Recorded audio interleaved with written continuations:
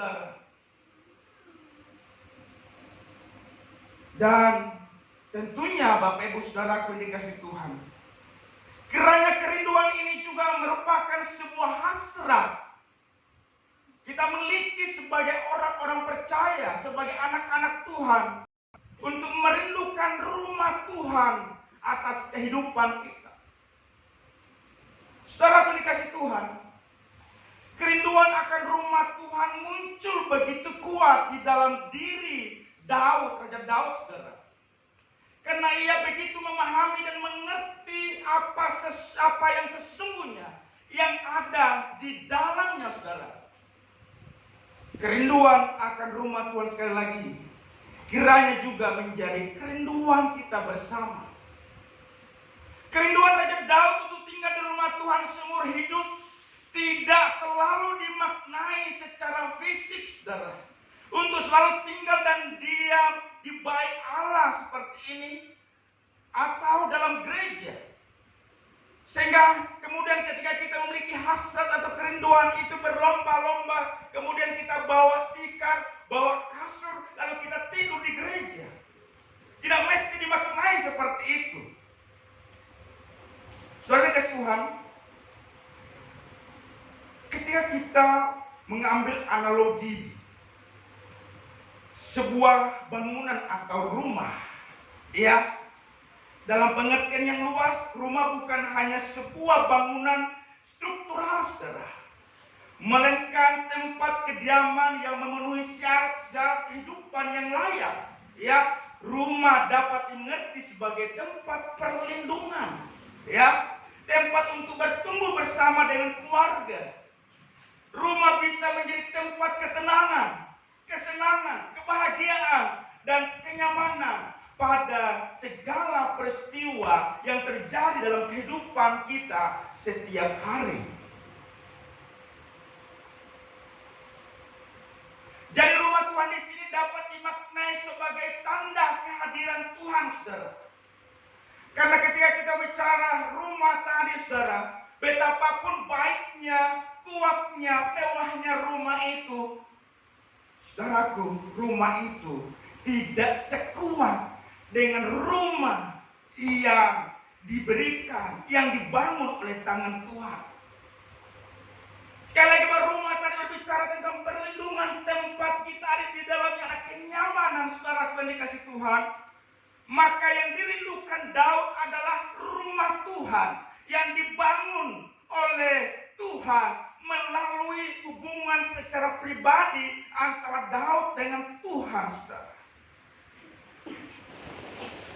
Jadi rumah Tuhan ini lebih kepada berbicara tentang hubungan antara kita dengan Tuhan. Relasi yang kuat antara kita dengan Tuhan, saudara. Hubungan yang kuat ini, saudara yang dikasihi Tuhan, maka saya memaknainya bahwa itulah tempat kediaman yang tidak dibangun oleh tangan manusia, yang tidak dibangun oleh arsitek yang hebat siapapun di muka bumi ini, tetapi dibangun oleh tangan Tuhan sendiri. Melalui apa, saudaraku? Sekali lagi, melalui hubungan kita, relasi kita yang kuat dengan Tuhan. Karenanya Bapak Ibu Saudara yang dikasihi Tuhan, Daud menyatakan, aku rindu diam di rumah Tuhan seumur hidupku. Pemazmur menyampaikan kerinduan ini untuk menggambarkan sekali lagi bahwa sumber pertolongannya di tengah-tengah ancaman, ya, dalam menghadapi musuh-musuh kehidupannya adalah hanya di dalam rumah Tuhan, saudara. Rumah Tuhan sekali lagi simbol kehadiran Tuhan bagi umatnya. Sehingga ketika kita ada di dalam rumah Tuhan, maka tidak hanya aman yang kita dapat, tetapi juga pertolongan, bahkan kemenangan atas musuh-musuh. Karenanya sekali lagi pemazmur berkata, aku rindu berdiam di rumah Tuhan sepanjang umur saya, sepanjang umurku. Bisakah ini juga menjadi komitmen kita di hadapan Tuhan? Kita rindu berdiam diri di dalam rumah Tuhan sepanjang hidup saya, sampai saya menutup mata. Amin. Nah, selanjutnya Bapak Ibu Saudara yang dikasihi Tuhan, apa jaminannya ketika saya dan saudara diam di rumah Tuhan, terus membangun hubungan secara berkualitas di hadapan Tuhan, saudara. Kalau rumah kita, tempat kita bukanlah tempat yang nyaman bagi kita, ya, untuk selama-lamanya menjadi jaminan untuk kita dapat perlindungan. Tetapi Tuhan memberi jaminan bahwa rumah yang dibangunnya adalah kehadiran Allah sendiri dalam kehidupan saya dan saudara. Ada jaminan yang luar biasa, jaminan yang kokoh, yang kuat, saudara. Saudaraku, sekali lagi, apa yang didapatkan oleh Daud ketika ia kemudian membangun hubungan yang baik, yang kuat dengan Tuhan. Saudara, ayat 4 berkata seperti ini. Bagian C, ya, dikatakan menyaksikan kemurahan Tuhan dan menikmati baiknya. Ketika kemudian Daud menginginkan, ya, sebuah hasrat yang muncul di hatinya untuk apa? Rumah Tuhan, kehadiran Tuhan dalam hidupnya. Maka hal yang pertama yang dialami, yang dijaminkan kepada Daud ialah ia menyaksikan kemurahan Tuhan dan menikmati baiknya. Saudara yang dikasihi Tuhan, menyaksikan kemurahan Tuhan. Apa sih kemurahan itu, saudara? Saudara yang dikasihi Tuhan, kemurahan dapat diidentikan dengan kebaikan Tuhan. Paling tidak ada dua hal penting terkait dengan kemurahan, saudara, atau kebaikan itu. Hal yang pertama ialah bahwa ada kebaikan secara umum yang bersifat umum, saudara. Dan tentunya dirasakan, dinikmati oleh semua orang. Baik itu mereka yang miskin kaya, baik mereka yang punya jabatan maupun tidak, baik mereka yang percaya kepada Yesus maupun yang tidak percaya kepada Yesus. Mereka juga menikmati kemurahan Tuhan. Saudara, supaya bisa mendarat, kebaikan yang saya maksudkan, Bapak Ibu Saudara pun dikasih Tuhan. Saudara bisa melihat samping kiri kita, saudara, ya, adalah ciptaan Tuhan yang sangat mulia. Ketika kita memperhatikan wajahnya di samping kiri kanan kita, maka kita akan melihat desain Tuhan yang luar biasa, saudara. Kita memperhatikan, ya, melihat ada alis sepasang, saudaraku, yang sudah didesain oleh Tuhan. Begitu indahnya kita lihat. Betapa, saudara yang dikasih Tuhan, terhinanya Bapak Ibu ketika engkau melihat istrimu tidak lagi punya alis, yang satu sudah hilang, saudara. Apakah masih indah, Bapak Ibu Saudaraku? Engkau melihat dari rambutnya sampai kakinya, saudara, engkau melihat keindahan Tuhan, kemurahan Tuhan, saudaraku dikasih Tuhan. Dan kemudian saya ingin lebih spesifik lagi. Kemurahan Tuhan berlaku untuk semua orang. Kalau Bapak Ibu memperhatikan giginya kita, di situ kita juga bisa melihat satu karya kemurahan Tuhan yang luar biasa. Kenapa Bapak Ibu Saudara kekasih Tuhan? Andaikan gigi kita yang di depan ini yang tajam ada di belakang, tertukar, saudaraku, maka saudara akan minder bertemu dengan siapapun, dan Anda akan melihat betapa kejamnya Tuhan, ya. Ya, gigi yang tajam itu ditaruh di belakang, terbalik, saudara. Saudaraku dikasih Tuhan, sedemikian Tuhan menata semua itu dengan dasar yang luar biasa, sehingga Dia menaruh gigi yang tipis dan tajam itu di depan saudara. Tentunya ada tujuan di sana. Apa tujuannya? Sehingga ketika saudara makan apel, maka apel itu bisa terbelah. Amin. Kemudian ketika kita makan daging, apa itu kalau melekat dengan tulangnya? Daging apa itu dijual biasa itu? Palu basah, ya? Apa ya? Ya, kalau tidak ada gigi kita depan ini, saudara, tidak terlepas itu dari tulang. Itulah sebabnya kemurahan Tuhan, ya seperti itu. Lalu kemudian, saudara, lebih lagi mungkin saya gambarkan rambut yang paling tumbuh setiap hari pada tubuh manusia, yang tumbuh setiap hari kira-kira apa? Tentunya bagian kesehatan tahu ini. Rambut pada tubuh yang tumbuh setiap hari tidak berhenti. Apa kira-kira? Rambut pada kepala, saudara, setiap hari. Dapat dibayangkan kalau setiap hari ya rambut yang ada pada badan kita ini tumbuh setiap hari. Wow.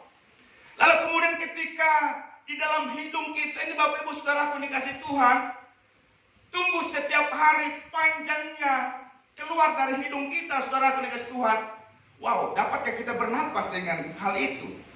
Dia panjang berapa meter turun, saudara. Kita tidak akan bisa bernapas.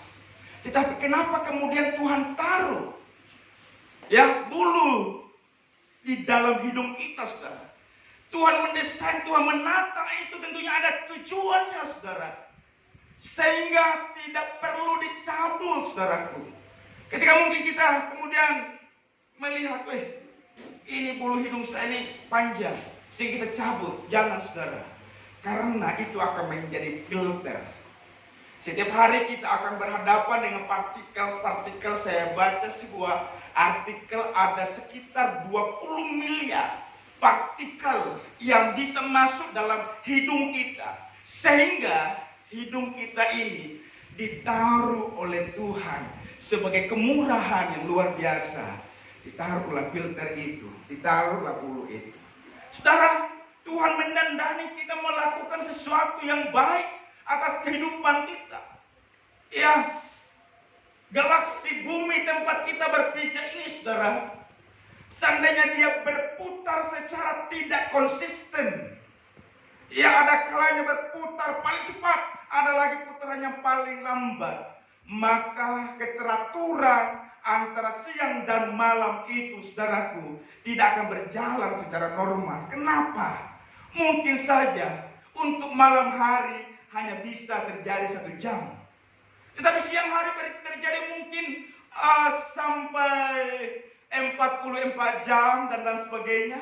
Itu yang bisa terjadi, sehingga kita tidak bisa melakukan aktivitas secara normal. Tetapi Tuhan kerjakan, menatanya sampai hari ini berputar secara konsisten. Dan itu Tuhan kerjakan, bagian daripada kemurahan dan kebaikan Tuhan bagi saya dan saudara. Nafas kehidupan, kesehatan Tuhan beri. Kemudian ketika kita diberikan kesempatan untuk kelebihan lemak, saudara, jangan pernah kita minder dengan lemak yang ada. Ya, sedikit perut kuncit ke depan. Memang agak sulit kalau pakai sepatu, saudara, ya. Tunduk, bersyukur dengan hal itu. Karena ketika kau tahu bagaimana rasanya, ya betapa pentingnya lemak itu, saudara, tanyalah kepada mereka yang kurus, saudara. Ya, betapa mereka merindukan bagaimana supaya mereka gemuk. Sehingga yang kurus juga bersyukurlah, karena kau tidak perlu banyak jogging, tidak perlu diet, saudara. Artinya Tuhan berikan kemurahan luar biasa kepada saya dan saudara, ya, mendandani kita, sehingga artinya Bapak Ibu, hidup ini Tuhan kerjakan begitu luar biasa, begitu dahsyatnya. Maka saya percaya firman Tuhan berkata, janganlah hendaknya engkau khawatir. Karena kenapa?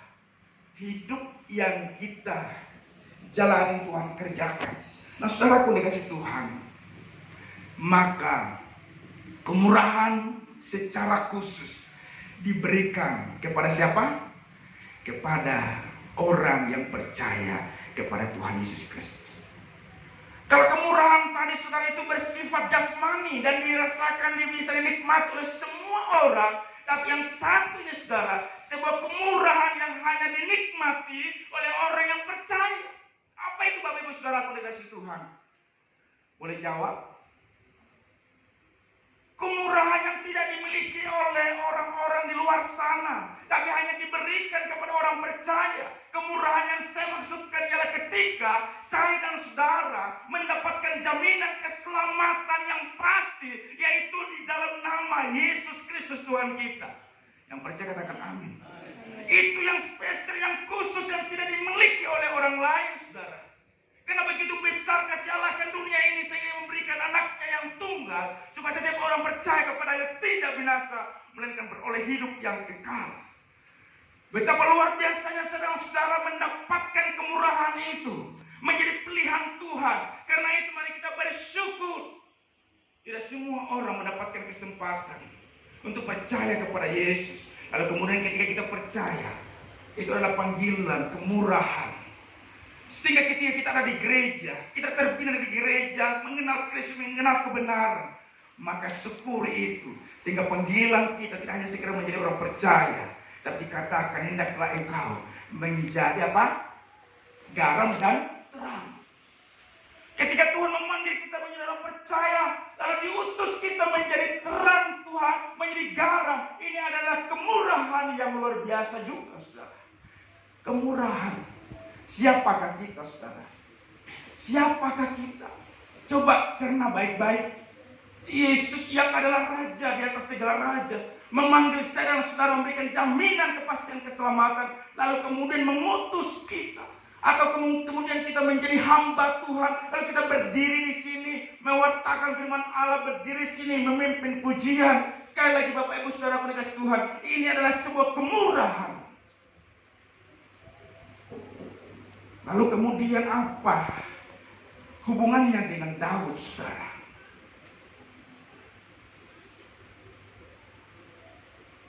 Daud adalah saya kayak buka air.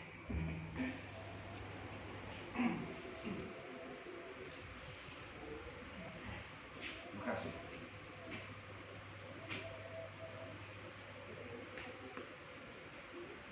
Ya, saya lanjut. Daud, saudara,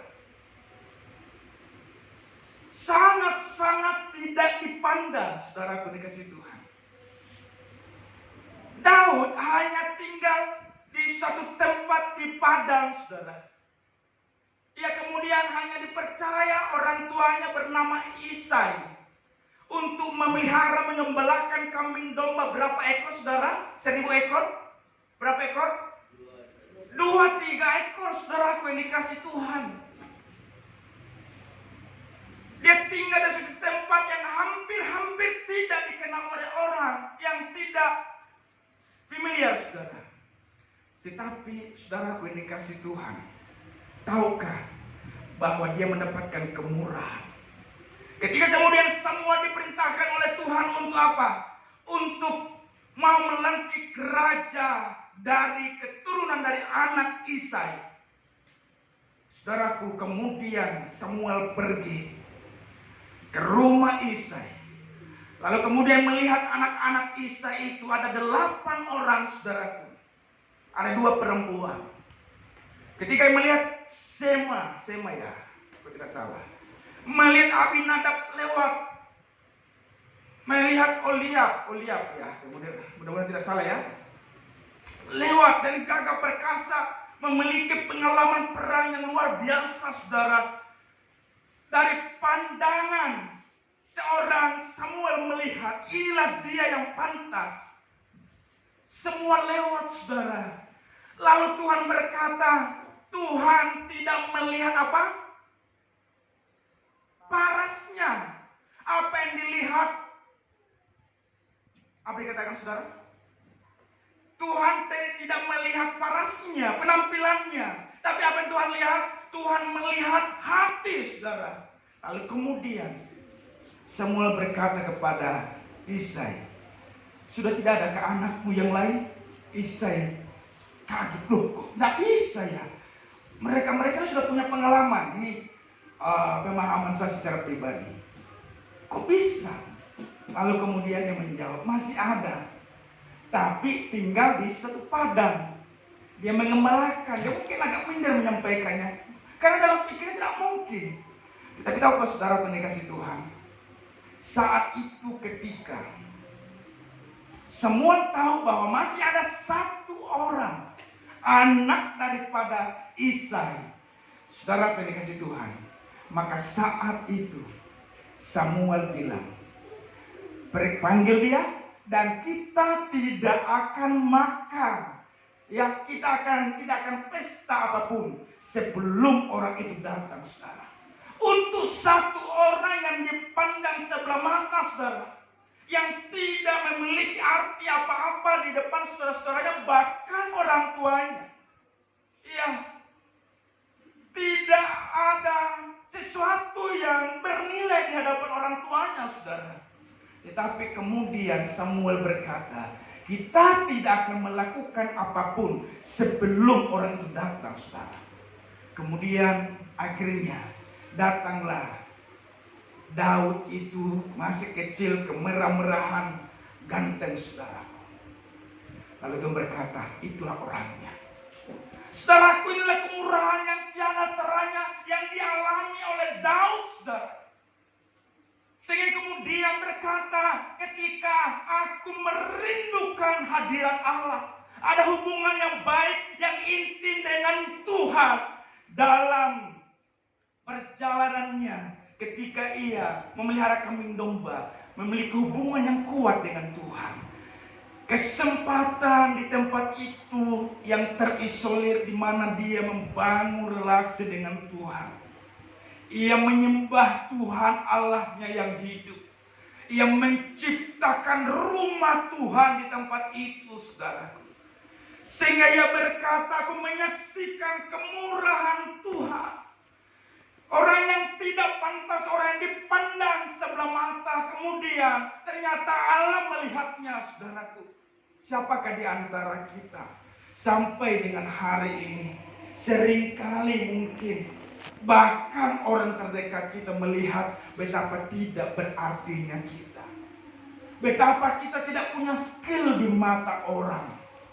Tapi saya terlalu percaya, Bapak Ibu Saudaraku dikasih Tuhan, ketika kita memiliki hubungan yang baik dengan Tuhan, kualitasnya setiap hari terus kita perbaharui, saudara. Ada saat teduh terus kita kumandangkan di hadapan Tuhan. Ada pujian penyembahan, saudara. Kita terus menikmati yang namanya hadirat Allah. Maka saya percaya keadaan kita yang buruk sekalipun, maka Tuhan sanggup mengubahkannya. Yang kemudian kita akan maknai, inilah kemurahan Tuhan. Yang sudah katakan amin. Itu yang pertama. Maka yang kedua, mungkin saya harus persingkat ini karena sudah cukup. Poin pertama nih agak panjang, masih ada lagi tapi kita persingkat. Ya, yang kedua saya persingkat. Pasal 27 ayat 5 berkata, sebab ia melindungi aku dalam pondoknya, pada waktu bahaya ia menyembunyikan aku dalam persembunyian di kemahnya. Ia mengangkat aku ke atas gunung batu. Saudara pendengar Tuhan, jaminan yang dialami oleh Daud ketika ia membangun hubungan yang kuat, yang berkualitas dengan Tuhan, ia mendapatkan proteksi yang sempurna, perlindungan yang sempurna, saudara. Sebab ia melindungi aku dalam pondoknya. Pada waktu bahaya ia menyembunyikan aku dalam persembunyian di kemahnya, saudara. Daud memiliki pengalaman ini ketika Daud dikejar-kejar oleh musuhnya. Maka pelariannya ialah lari dari satu tempat ke tempat yang lain, dari lembah ke lembah yang lain, dari gunung ke gunung yang lain, saudaraku. Saudara, seolah tidak ada tempat perlindungan untuk dia merasa nyaman, saudara. Tetapi karena hubungannya begitu kuat dengan Tuhan, relasi yang berkualitas itu, kemudian dia merasakan perlindungan Tuhan yang maha dahsyat, saudara. Siapa kala ia dikejar-kejar oleh, saya boleh bahasakan, sang majikannya Saul, saudara, Raja Saul pada waktu itu. Saul sudah seringkali mengejar-ngejarnya dan hampir membunuh Daud, saudara. Tetapi Daud selalu luput dan luput. Orang yang terdekat sekalipun yang bernama Absalom adalah anak kandung daripada Daud. Dikejarnya juga, saudaraku dikasih Tuhan, Daud ini ayahnya. Dikejar, sangat menyakitkan, penuh tekanan yang luar biasa, saudara. Dia lari.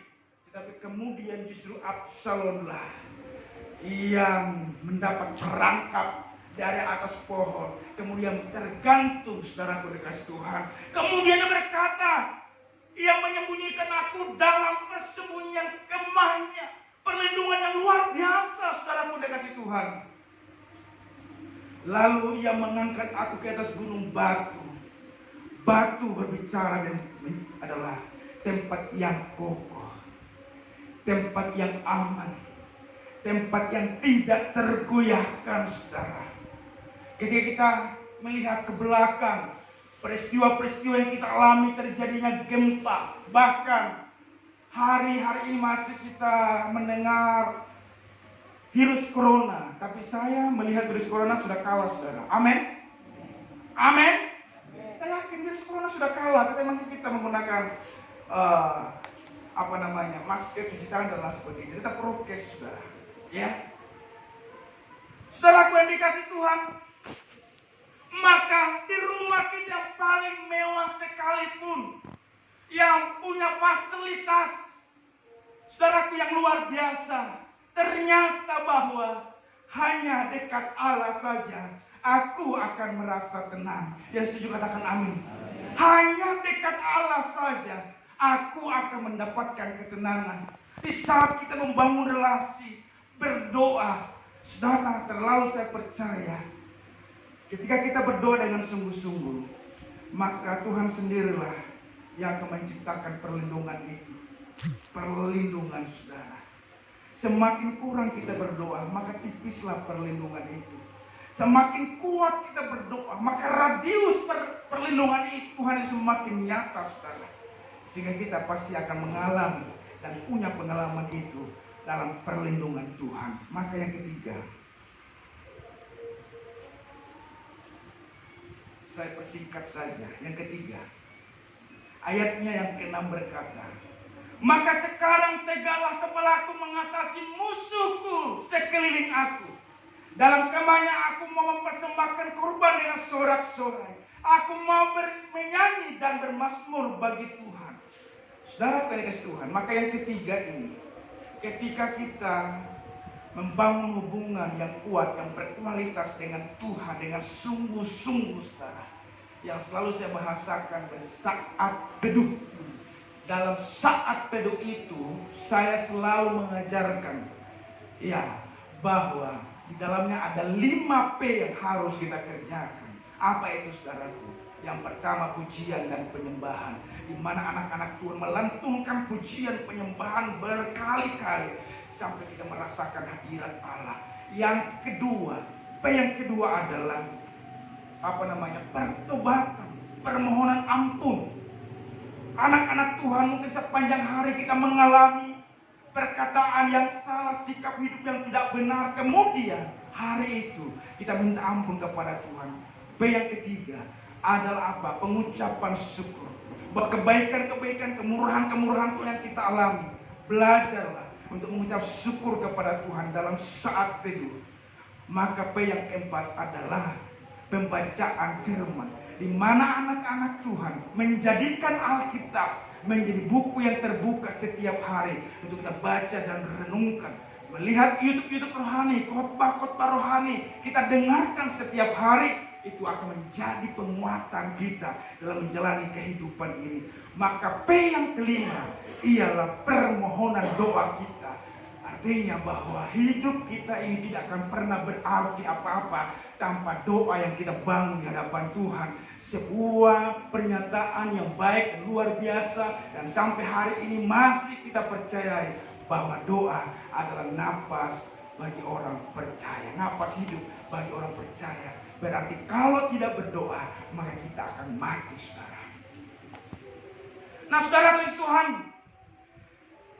ketika kita lakukan ini, saudaraku, membangun hubungan yang kuat dengan Tuhan, dikatakan maka sekarang tegaklah kepalaku.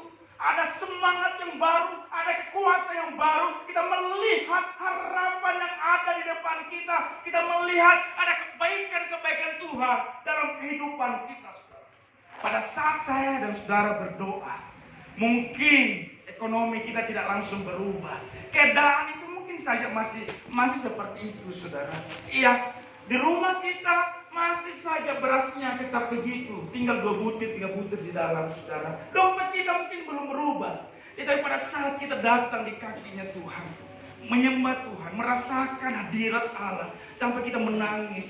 Saudara, jangan pernah enteng ketika orang menangis, saudara. Ya, Tuhan mengatakan, takkan kupandang hina orang yang hancur hatinya di hadapan Tuhan. Jangan pernah menghina orang yang mengeluarkan air mata sekaligus mengeluarkan air hidung, saudara. Jangan pernah. Disitulah terletak kekuatan, saudara. Disitulah terletak kekuatan. Pada saat merasakan hadirat Allah, Roh Kudus turun atas kehidupan kita. Betapapun berat persoalan yang dihadapi, saudara, yang dikasih Tuhan, maka saat itu ada kekuatan yang supranatural, saudara. Kita melihat persoalan-persoalan kita kecil. Kita melihat bahwa semua dapat diatasi, saudara. Ada penguatan yang luar biasa. Karena firman Tuhan berkata, orang yang menanti-nantikan Tuhan, ia akan mendapatkan kekuatan yang baru. Ia sama seperti burung Raja Wali terbang tinggi, saudara. Dan itulah kita. Di saat kita berdoa, mengalami hadirat Allah, ada sebuah kekuatan yang luar biasa, powerful dalam diri kita. Saudara, ketika kita mungkin menyanyi, suara kita pas-pasan, saat kita menyembah tidak apa-apa, saudara. Tetapi kemudian kalau itu mengganggu, saudara tidak bisa merasakan hadirat Tuhan karena suara kita tidak bagus, saudara. Ini misalnya ada musik, fasilitas sekarang sudah banyak lewat HP. Suatu saat saya dalam pergumulan yang berat, stres, saudara, maka saya cari lagu haleluya, haleluya. Dengan musik itu, saudara, saya merasakan hadirat Allah. Saya kemudian mengangkat tangan, saya mendapatkan kekuatan itu. Lalu saya berkata, saya akan menjalani persoalan itu dan saya akan keluar dari pemenang. Saya merasakan hadirat Allah dengan puji-pujian di dalam HP itu, saudara. Saya menangis, saudara, dan kemudian saya merasakan kekuatan. Kita akan mendapatkan kekuatan yang baru hanya ketika kita berdiam diri di hadapannya, saudara. Berdiam diri artinya, saudaraku, kita tidak melakukan kasak kusuk yang akan membuat hati Tuhan terluka atau menimbulkan masalah-masalah baru. Kita tidak kasak kusuk seolah kita ingin menolong Tuhan dengan cara kita. Berdiam diri di hadapan Tuhan artinya kita datang menyerahkannya kepada Tuhan dan mempercayai bahwa Tuhan sanggup menolong saya. Amin. Ayat yang terakhir, Yesaya pasal 30 ayat 15. Yesaya pasal 30 ayat 15 dikatakan begini, dengan bertobat dan tinggal diam kamu akan diselamatkan. Dalam tinggal tenang dan percaya terletak kekuatanmu. Berdiam diri juga adalah kesempatan untuk kita bertobat, memperbaiki kehidupan kita yang salah, tidak benar. Siapa sih yang tidak ada kesalahan dalam kehidupannya? Belajar dari Raja Daud pun juga punya kesalahan. Tapi saya percaya, saudaraku, betapapun keadaan kita terhina, tidak baik, mungkin orang lain sudah tahu siapa diri kita di hadapan Tuhan. Kita tahu tentang diri kita. Kita berkata, saya tidak pantas, saya tidak layak. Dan saudara tahu itu, saudaraku.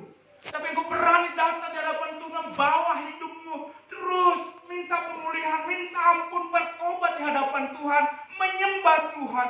Saya percaya, saudaraku, keadaan yang buruk tadi, keadaan yang tidak baik, bahkan kesalahan fatal yang kita lakukan sekalipun, Tuhan akan mengubahkan menjadi sebuah kebaikan. Kemudian kita akan melihat kebaikan-kebaikan Tuhan, promosi-promosi Tuhan. Lalu kemudian kita akan memaknai ini adalah sebuah kemurahan yang Tuhan kerjakan atas hidupku, atas pelayanan, atas pekerjaanku, atas keluargaku. Tuhan Yesus memberkati kita sekalian. Saya ingin kita menaikkan pujian.